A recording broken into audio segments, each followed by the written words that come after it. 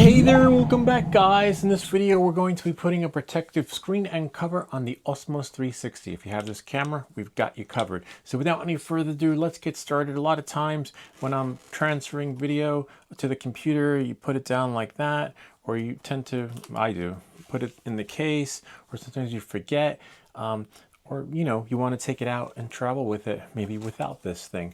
So I have this right here. It comes lens silicone protector cover for 360. Okay, Star Trek right there. Let's have a look. It should be a simple, quick, and easy installation, provided we clean everything before we do it. Here it is right here. Just need a little cutter to open it. Up and running again in no time. Everything should be inside. Nice. I like this one because it has the eye cover, and we'll be able to do the complete install and show you. Look, an eye for an eye. It just slides right on.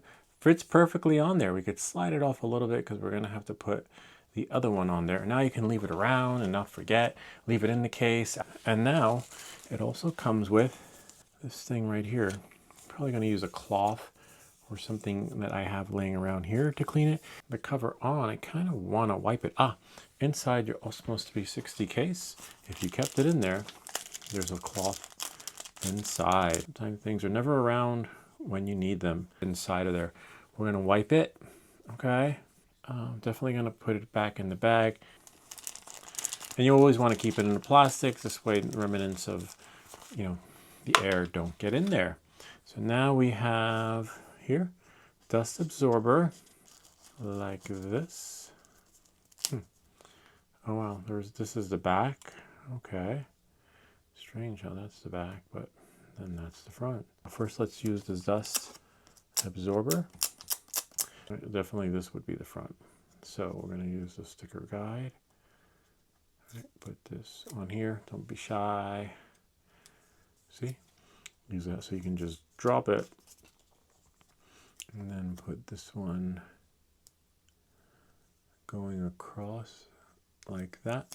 Make sure there's nothing else underneath there. And then peel off this part right there, like that. Leave that like that. Hold the ends. And then try and match it up, right? That went on pretty good. Nice, that went on really nice. I got lucky there. Looks like there's more room up at the top, but I think that'll do. Now let's turn it on. Put that here. You could leave that like that in case you want to redo it. So now we'll turn it on. There we go. That's me. I was like, wait, it doesn't work. Yeah, it works. Wow, it's amazing how intuitive it is. You're not losing any lag. The full menu is available. This would be front camera and back camera. That's why we didn't see anything. See camera 1, camera 2, camera 1, camera 2. And then we can go here into the main menu. And if you want to swap things, we'll go back here, go back there, and click on this thing right here. See, we have full access to the menu. 360. I think the next time I shoot, I'm going to do a single lens. I want to see how that works out compared to the other DJI camera. Kind of neat, huh? And then when you're done, you can just do this and not have to worry. Some people might have the cage. If you have a cage, it probably won't fit on there. Always make sure your battery's charged. And as you can see, we are golden. And that's pretty much it. Kind of neat, right? As easy as 1, 2, 3. Now you can protect your investment, especially since there's no care refresh. I'm not sure if any of you guys know about this cool feature here. And this still works even with the protector. You can see now it's recording, and then do it like that, and then it will stop recording. So even with the lens protector, it doesn't throw any sensors off or anything. That's because sometimes things can be really long. And you're like, I just need to reach that record button. Well, now you can because you've got an eye for an eye. And, moving forward, some people don't like the case, but now I can, do that while I'm transferring video. Before I was doing it like this inside of the case, protecting it because I didn't want to scratch it. And then I would transfer the videos to the computer or work with it directly. With the SD card, there's a link in the description down below. You can work with it and not a problem. The transfer rate's about 200 megabytes per second, which works really well for the footage on here.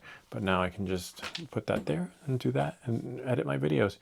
Anyway, that's pretty much it. I hope that this video helped you.